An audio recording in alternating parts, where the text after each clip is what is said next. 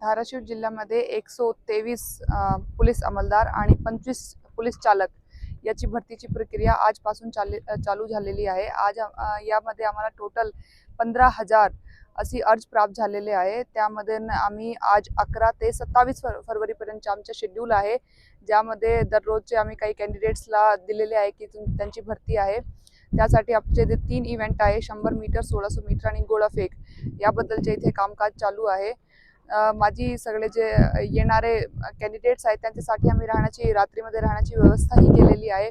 ते आम्ही वेळोवेळी जे पण माहिती आहे ते आमची वेबसाईट आहे त्यावरती प्रदर्शित करत आहोत। तर सगळे कॅन्डिडेट्सला हे सूचना आहे की आपल्याला जे पण काही शंका असतील तर वेबसाईट्स चेक करू शकताय, किंवा कंट्रोल रूम आहे तिथे पण स्पेशल अधिकारी बसवलेले आहेत, त्यांचे तुम्ही कॉन्टॅक्ट करून माहिती घेऊ शकताय।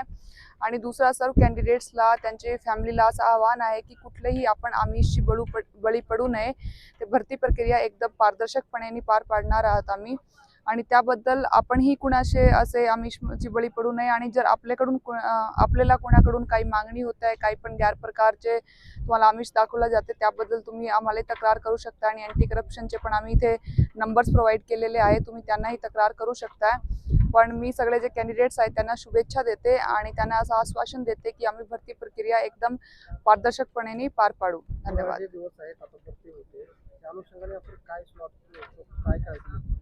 उन्हाच्या दिवसाबद्दल आमच्याकडे ॲम्ब्युलन्स आहे, डॉक्टर्स आहे, त्यासाठी त्यांना जे ORSच्या गोळ वगैरे कुणाला पण लागतात त्यासाठी आम्ही व्यवस्था केलेली आहे। सोबतच बाहेरचे आम्ही एक कॅन्टीनची पण व्यवस्था केलेली आहे, जे पण कॅन्डिडेट्सला काही पाहिजे असतील ते तिथून खरेदी करू शकता है।